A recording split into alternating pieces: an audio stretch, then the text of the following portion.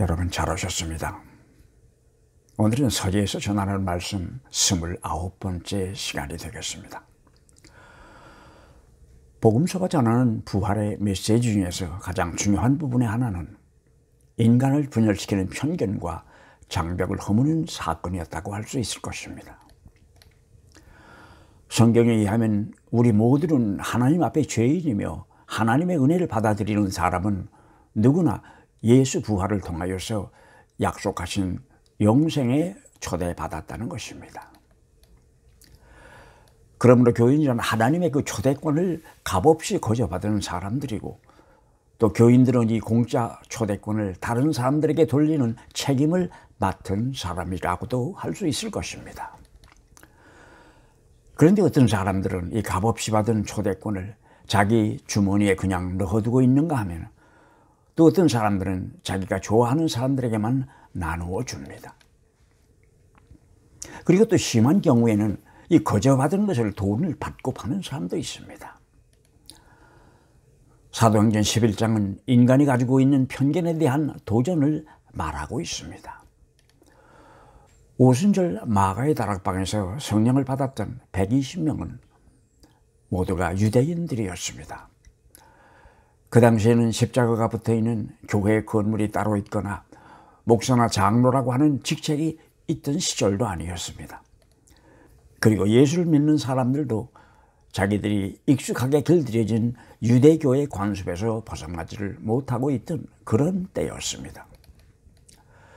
그래서 교인이 되려면 당연히 유대인이 되어야 한다고 생각했습니다. 그런데 여기서 유대인이라고 하는 것은 혈통에 의한 이스라엘의 자손만을 이야기하는 것은 아니었습니다. 모세율법을 잘 지키는 할례받은 사람들을 이르는 말이었습니다. 그래서 이방인의 예수를 믿고 교인이 되려면 할례를 받아야 한다고 생각을 했던 것입니다. 그런데 사도행전 10장을 보면 베드로가 할례받지 않은 이방인에게 세례를 주고 그들을 교인으로 받아들였던 것입니다. 이 엄청난 소식이 예루살렘에 전하여지자 예루살렘 교회는 벌집을 수셔놓은 것 같이 되어버렸습니다. 그래서 베드로는 급히 상경을 하게 되는데, 추측하기로 사도들과 믿는 형제들이 베드로의 무책임한 독선적인 행동에 대하여 설명을 요구했을 것입니다. 그래서 베드로는 예루살렘 의회에서 자초지종을 설명합니다. 이때 예루살렘 의회의 책임자는 예수님의 친동생이며 신약성서의 야고보서를 우리들에게 남긴 그 야고보였습니다. 사도행전 11장 앞부분에는 이방인에게 세례를 주게 된 경위에 대한 베드로의 설명이 상세히 기록되어 있습니다. 이방인이라 할지라도 예수를 믿고 그를 자기의 구세주로 받아들인다면 그리스도 안에서 형제와 자매로 인정하는 것이 하나님의 뜻이라는 것을 베드로는 깨달았던 것입니다. 그래서 그는 지체하지 아니하고 이방인인 고넬료와 그 가술들에게 세례를 주고 그들을 교회로 받아들였던 것입니다. 그런데 하나님은 우리가 만들어낸 전통이나 관습 같은 것에는 별로 관심이 없으신 것 같은데, 우리들은 지나치게 열심을 가지고 집착하는 것 같습니다. 여기에 우리들이 어려움이 있습니다. 우리가 누구인가를 확인하는 데는 그리스도에 속한 사람이라는 것 하나면 족합니다. 그런데 전통이나 혈통에다 학벌까지, 그것도 모자라서 고향까지 따져서 확인하려고 하니 얼마 되지도 않는 사람들이 갈라질 수밖에 없습니다. 물론 나무하고나 어울린다고 비평을 받은 것은 베드로가 처음은 아니었습니다.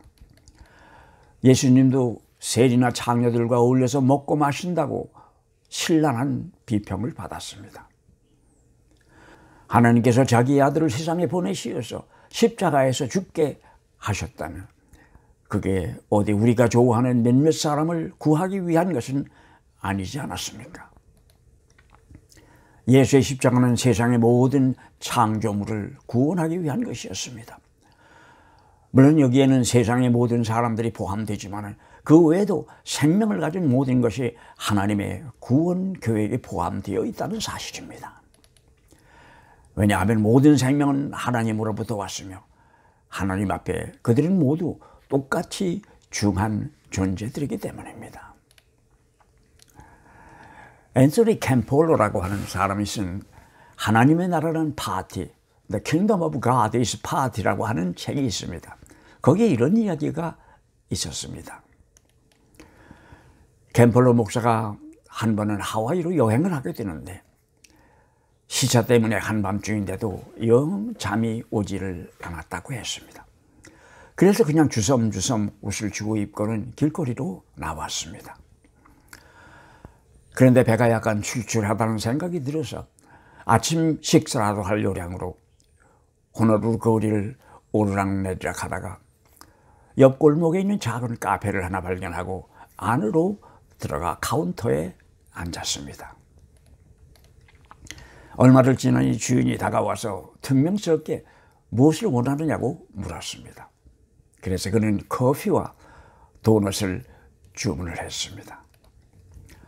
높은 카운터 스툴에 앉아서 도넛을 씹으면서 커피를 마시다가 무의식 중에 손목시계를 보니 새벽 3시 반이었다고 했습니다. 그런데 그때 카페 문이 활짝 열리면서 7, 8명의 창녀들이 왁자지껄 상스러운 소리를 내뱉으면서 카페 안으로 들어닥쳤습니다. 카페가 작았기 때문에 그들은 여기저기 흩어져 앉을 수밖에 없었고 캠폴로 목사 좌우에도 그들이 자리를 잡았습니다. 분위기가 이것은 아니다 싶어서 막 일어서려고 하는데 그 옆에 있는 두 여인이 대화를 듣게 됩니다. 내일이 내 생일이다. 내가 벌써 39살이야. 옆에 앉았던 친구가 퉁명스럽게 되봤습니다. 그래서 뭐? 내가 어떻게 했으면 좋겠니? 그랬더니 내일이 생일이라던 여인이 대답을 합니다. 야, 뭐 그리 심각해질 필요까지는 없지 않아. 그냥 해본 말이야. 너한테 아무것도 바라지 않아. 내가 왜 내 생일 파티를 해줘야 하는데?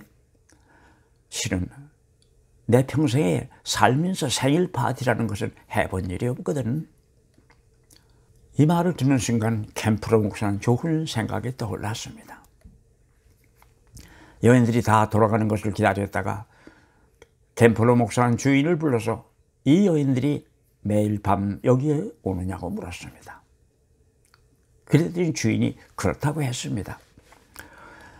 내가 옆에서 들으니 내일이 그 여자들 중에 에그니스라고 하는 여자의 생일인 것 같은데 여기서 내일 새벽 그녀의 생일 파티를 열어주는 것이 어떻겠느냐고 제의를 했습니다. 그래서 그는 부인을 불러서 계획을 이야기하더니 아주 좋은 생각이라며 맞장구를 쳐주었습니다. 그래서 그렇게 하기로 하고 캠폴로 목사는 호텔로 돌아왔습니다. 그 이튿날 새벽 2시 반경이 되자 캠폴로 목사는 그 카페로 다시 나왔습니다. 그리고는 주인과 같이 색종이 테이프로 카페를 장식했습니다. 두꺼운 카드보드를 가져다가 해피 버스데이 에그니스라고 크게 써서 정문을 들어서자마자 바로 볼 수 있는 자리에 붙였습니다.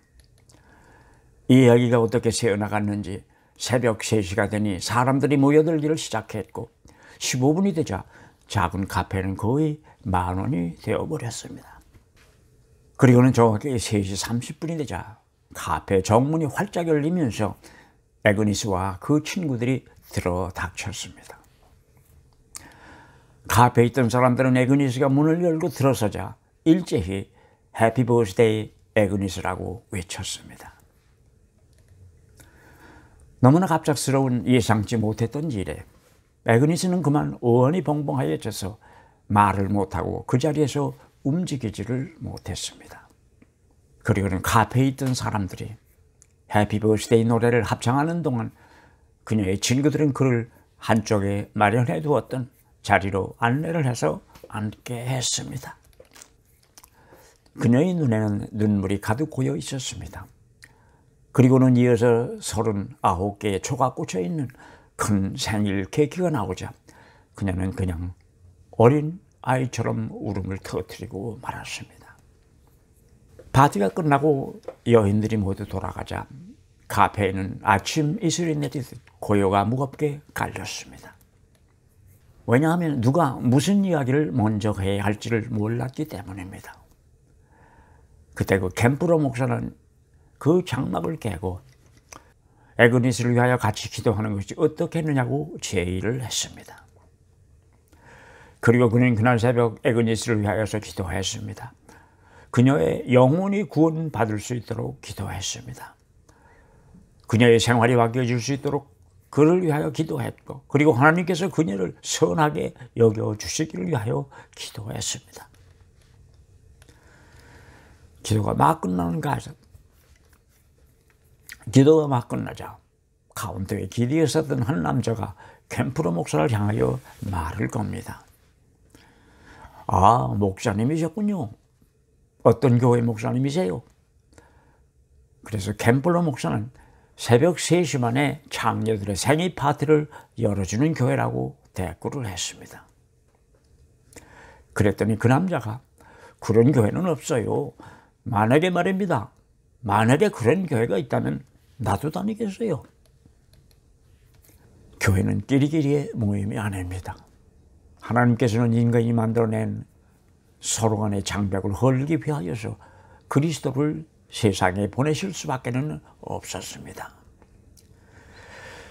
신자와 꼬문 자, 배운 자와 덜 배운 자, 가진 자와 못 가진 자, 찬란한 과거를 가진 자와 부끄러운 과거를 가진 자, 이들 간의 장벽을 헐기 위하여 예수님은 우리를 찾아오셨습니다. 왜냐하면 우리를 갈라놓는 이 장벽을 뛰어넘는 것이 바로 하나님께서 우리를 창조하신 원래 피조물로 돌아가는 첫 걸음일 것이기 때문입니다. Happy birthday, Agnes. Happy birthday, everyone. 같이 축하해 주시지 않으시겠습니까?